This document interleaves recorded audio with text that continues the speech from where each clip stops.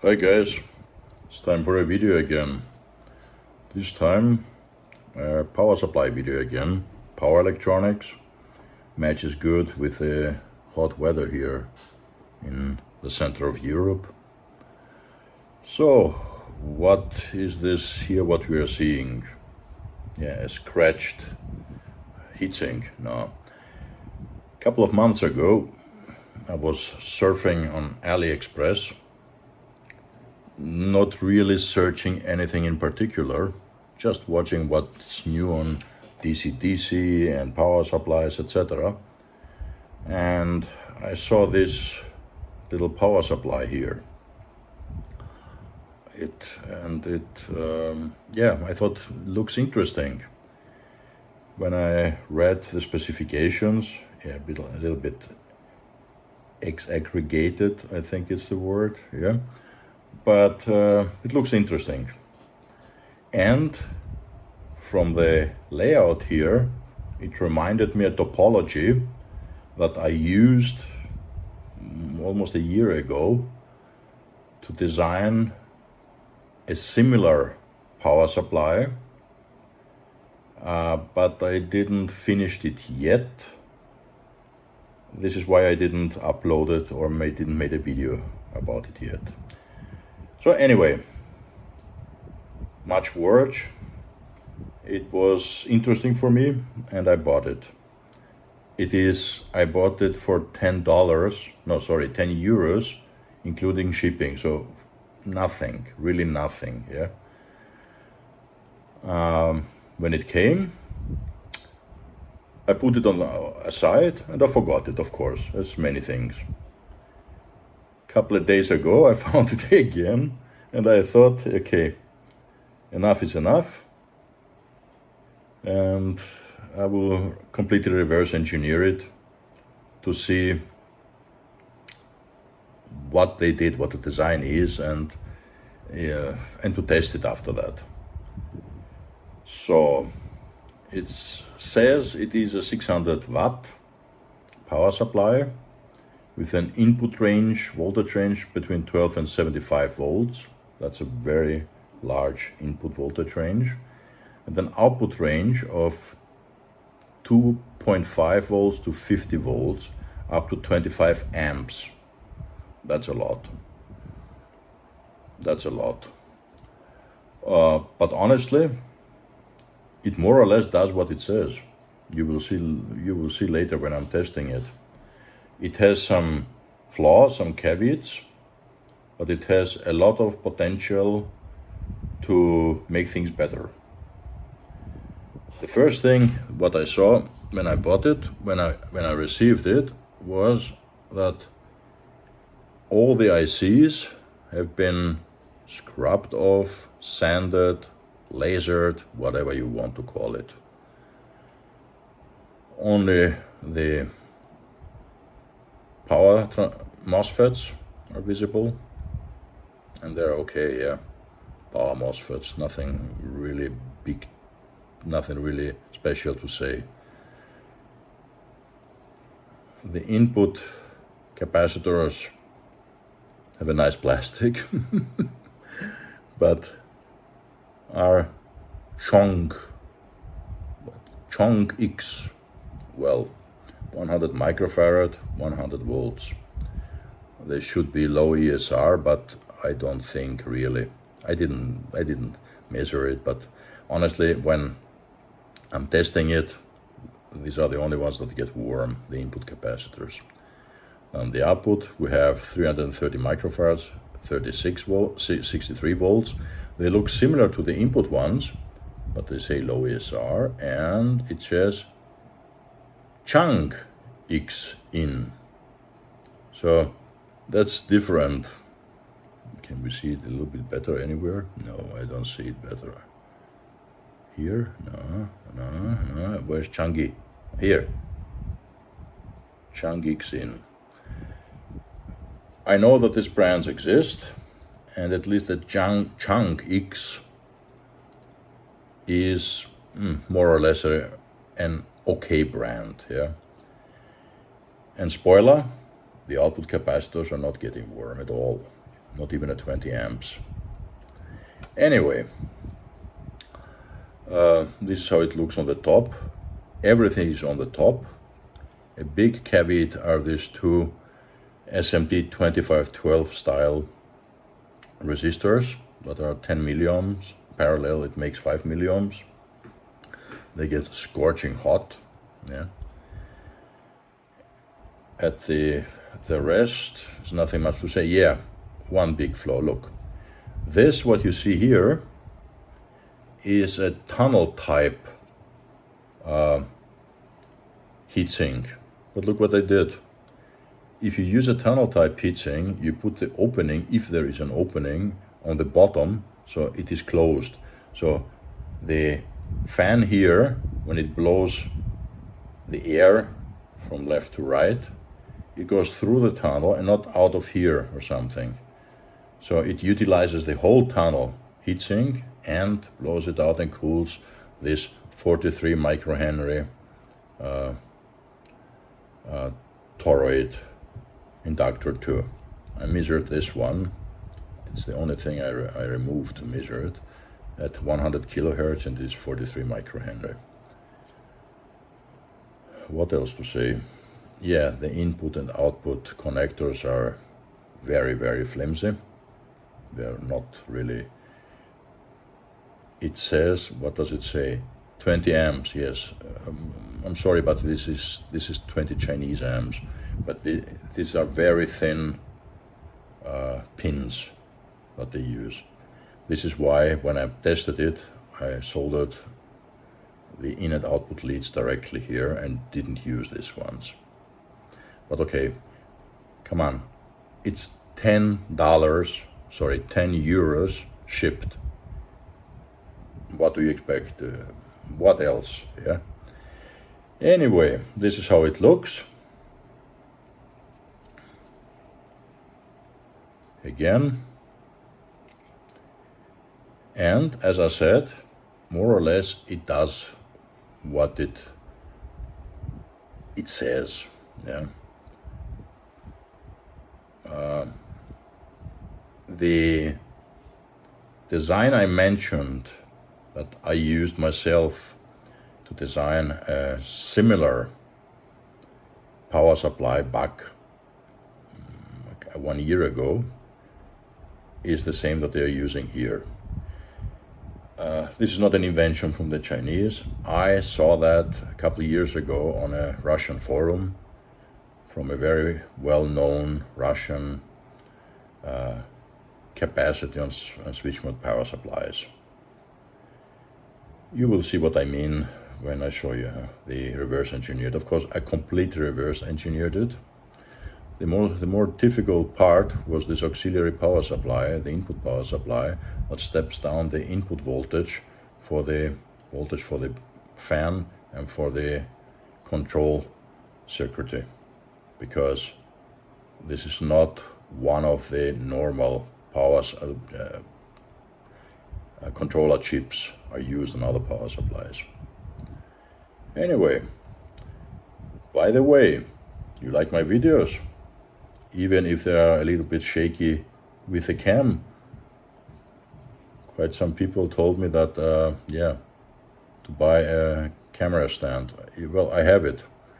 My problem is that I'm using an iPhone to record these things, and when I'm working under the cam and I do something, I do not really, and I want to have a view like that, I don't see what I'm doing. I need something that would stream the video so that I see what I'm doing, but honestly, I didn't master that yet. But anyway, that's my problem. I hope it is not too problematic for you. I hope you like more the topic of my videos, and you forgive the one or the other shaking cam. Okay, let's see what the schematic looks like. By the way, you will help me a lot if you give me a thumbs up, if you subscribe to my channel. let's continue. So this is the whole schematic. It's quite some stuff on there here. In a nutshell, look, wait, I have to turn off the fan, the cooling fan, because it blows my design away. So that's better. Now my piece of paper stays stable. Okay. As I said, in a nutshell, the whole thing is using a TL494 controller, a quite old controller that has, I showed this many times and I made a lot of circuits with that because it's cheap. It's widely available everywhere in the world and anybody can buy this thing, yeah.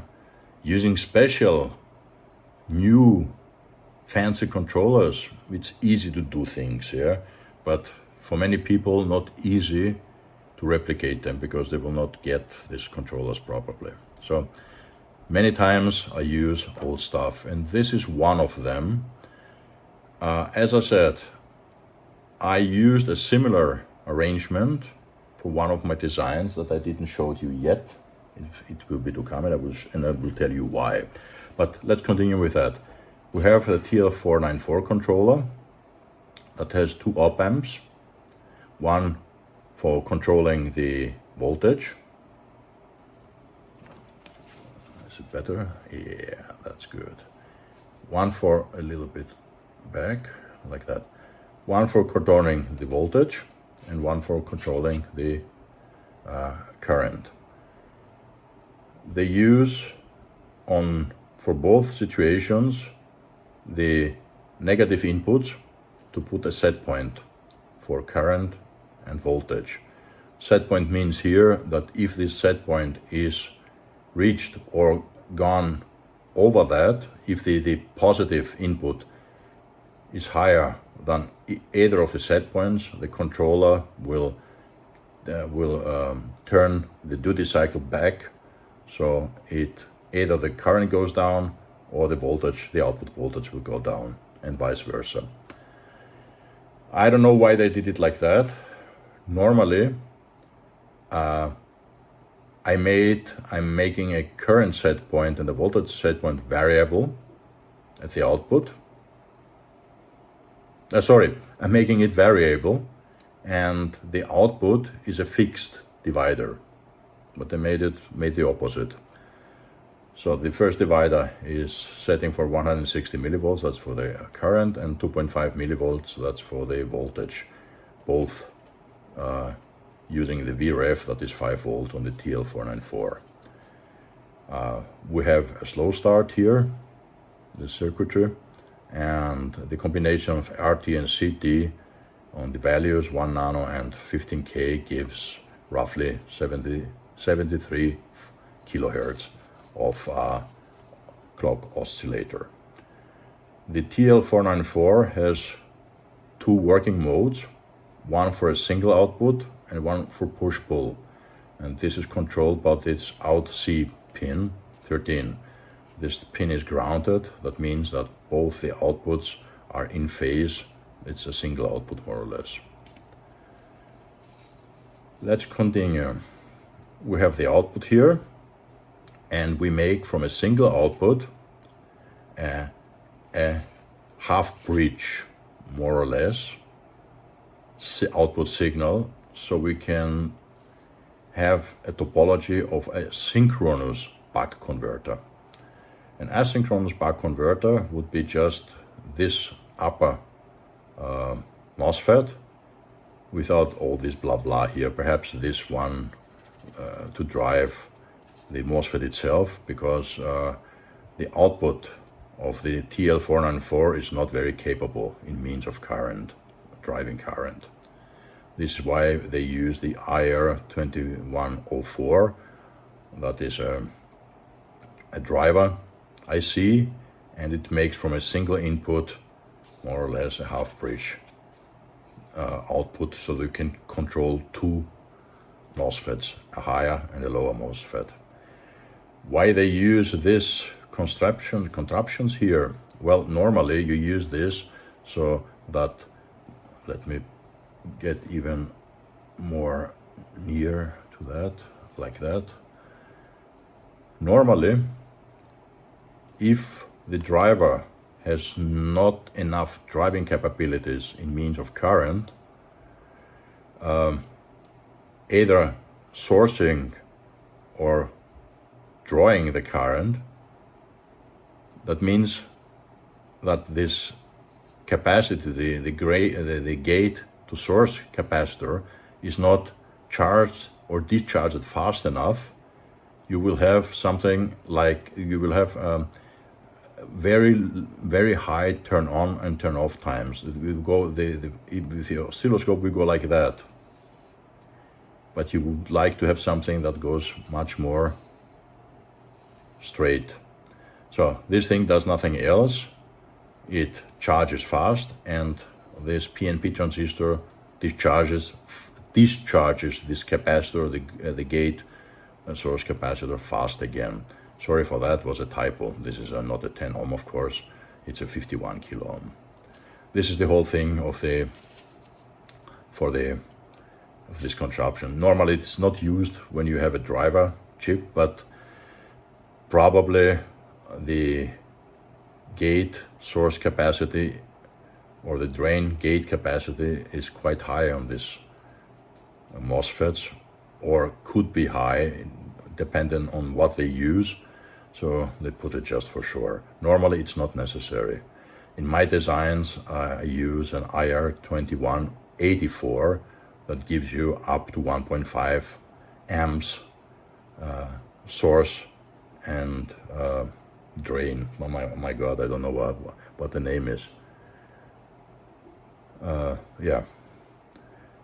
This one, the 2104, is just a couple of 100 milliamps, so it's not really powerful enough. Anyway, after that we have the L2, this thing, that's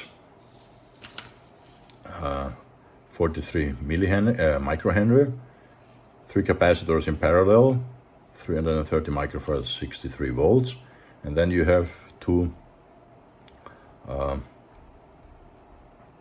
ceramic capacitors. Most of the capacitors I didn't measure it, but they are roughly, most SMD capacitors I didn't measure it, but they are roughly these values.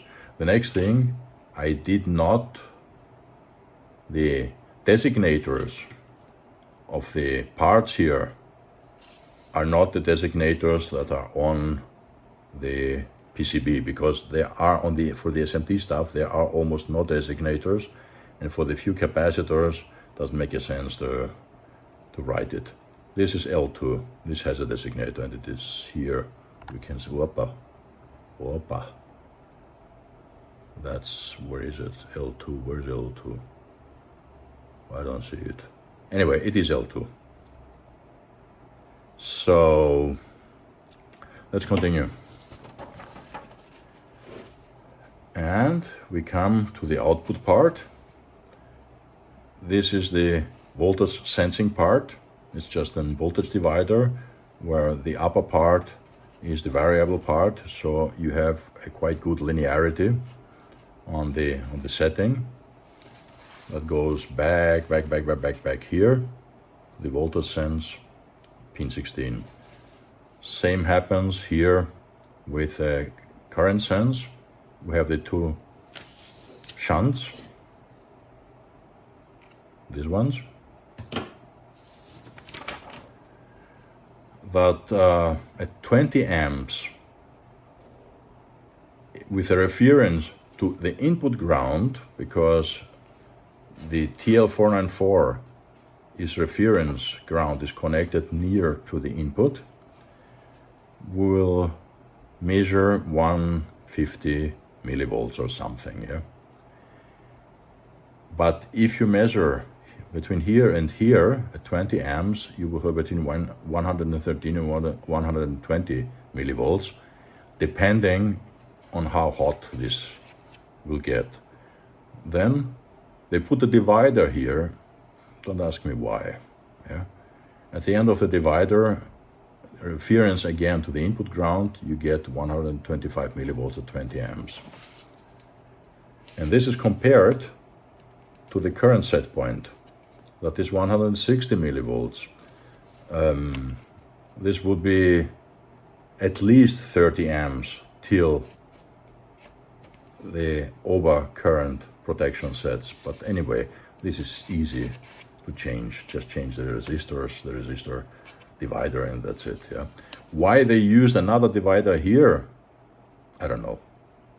Wouldn't be necessary, perhaps for filtering, but you can do it differently too. Anyway, so this is more or less the whole TL494 in a synchronous buck converter design with CC/CV regulation, constant current, constant voltage. Not bad at all, to be honest, here, even for more for that price. The IR2104S can be a clone because it is scraped away. I don't know. Can be original, can be a dropout, can be something else. Anyway, the pinout is the one from the IR2104S, and it works like that. Yeah. So now let's come to the auxiliary power supply.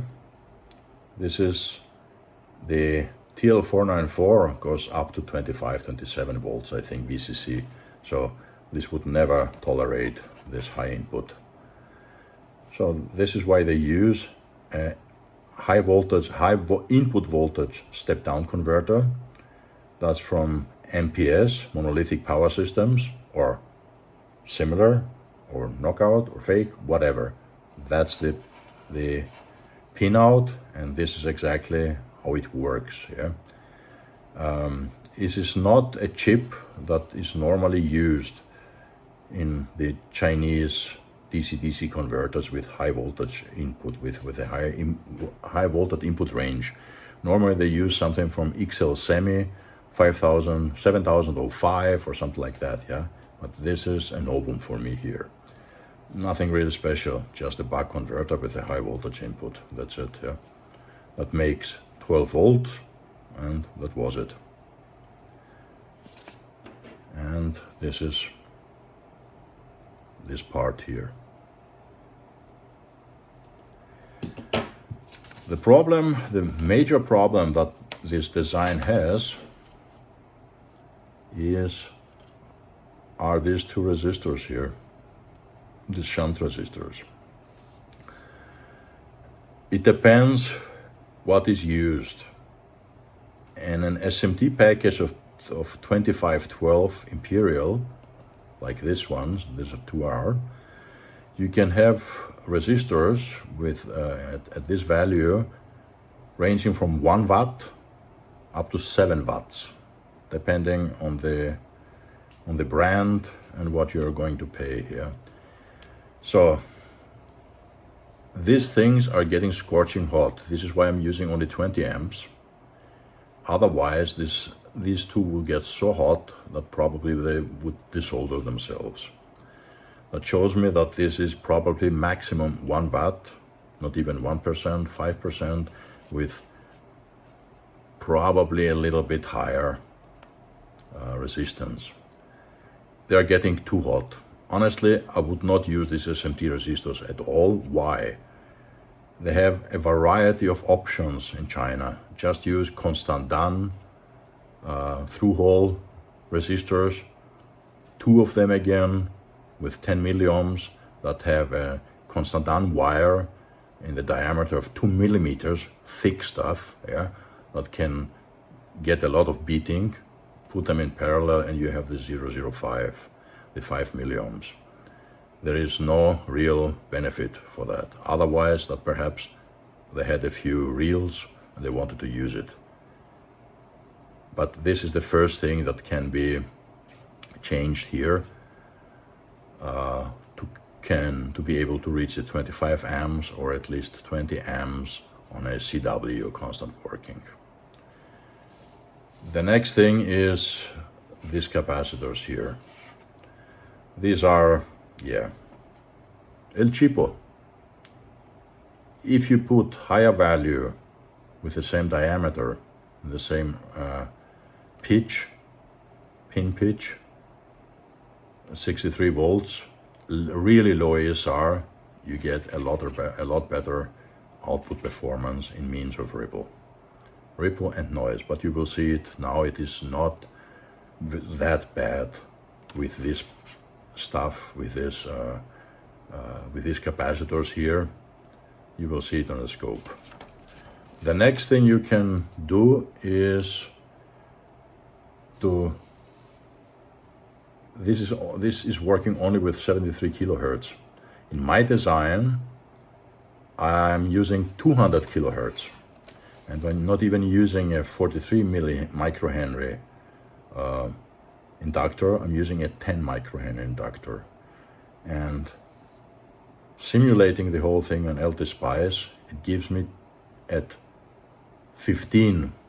the moment at 15 amps, or 20 amps, 28 millivolt peak to peak ripple.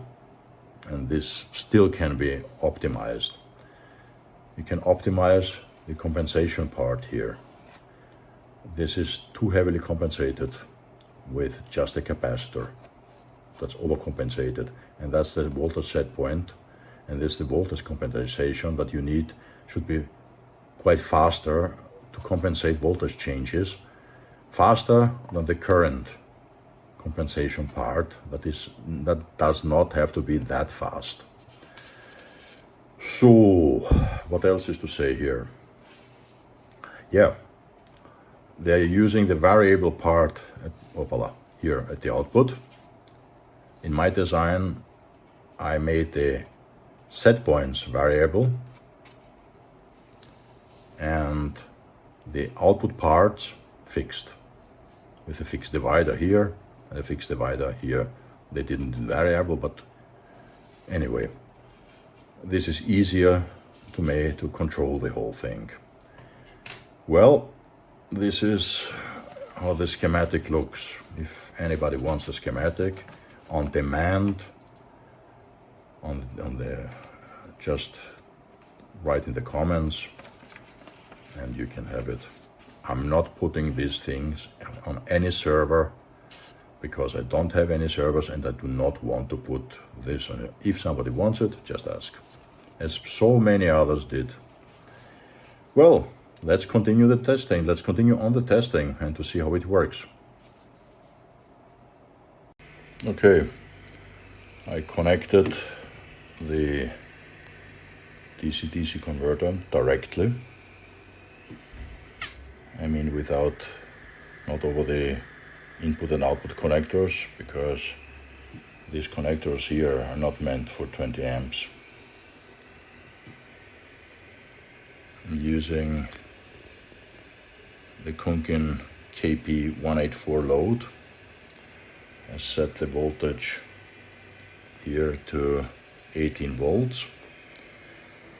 As a source, I'm using the Goffert CPS 3232. It's a 32 volt, 32 amps switch mode power supply. And I set the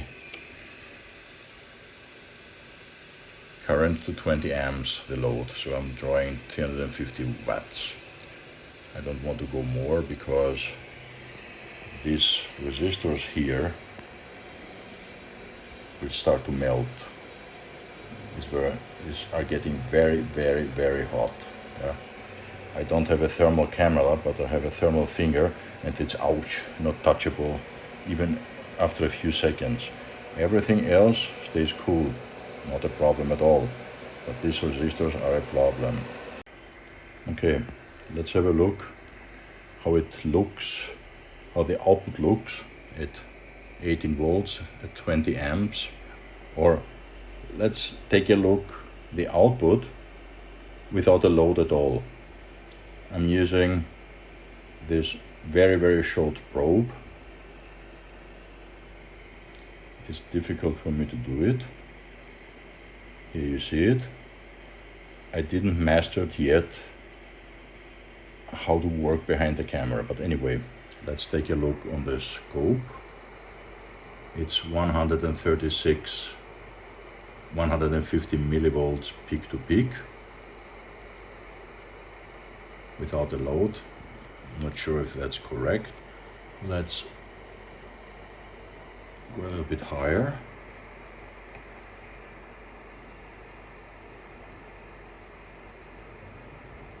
Yeah, 150 millivolts, something like that. Yeah. And now, sorry for moving the camera too much, but I don't know to do it better. Anyway, let's turn it on at 20 amps. Again, connected the output as short as possible. We have 340 watts, 350 watts, sorry. Let's go to the scope. And we have 440 millivolts peak to peak. That's not really bad for 20 amps. And to be honest, there is a lot of room for improvements here. Let's turn it on, or off, sorry. Yeah, it's not bad, to be honest. Nothing gets warm except of after a long period of time, the coil itself, it gets hand warm, let's say so. You feel it that it's getting a little bit warmer, but don't forget, this is aluminum, copper plated aluminum, that's not copper. These two resistors get really toasty. So I do not know what kind it is. You know, it's a SMD size 2512 in imperial, and there should be, this kind of packaging comes from 1 watt up to 5, 10, 7 watts, but I don't think they used expensive ones. They was the cheapest one, so I suspect it would be 1 watt ones, and not even 1%, but 5% with a high TC, etc. Anyway, these get scorching hot. This should be either changed for a quality, higher wattage brand, even perhaps with the same 5 milliohms, yeah, and even less. The next thing that gets hot are these input capacitors. Hot, you know, it is, you feel it that they get warmer. It's nothing that's getting hot. Really hot is that here. Again, I have no thermal camera, but I have a thermal finger, and the finger says, ouch, ouch, ouch. Yeah, that it's extremely hot. Yeah. If I leave it for, I don't know, a half an hour, probably they will desolder themselves. These are getting quite hot. By the way, before I continue, guys, if you like my content, if you like my videos, if you like what I'm showing to you, please press the thumbs up button, subscribe to my channel. Almost 60 to 70% of my subscribers, of my viewers are non-subscribers. Guys, it is free and it helps me a lot. Further, press the notification button so you can get informed when I have new videos. Yeah, let's continue. I don't know, these caps here, these are, what this is, Chopax, whatever, yeah. I'm sure that this is not the best quality at all. If they will be changed to quality, no ESR ones, I'm sure that will get better. Because why do they get warm? They get warm because they have a too high internal resistance. This is why. The output capacitors, interestingly, are not getting warm.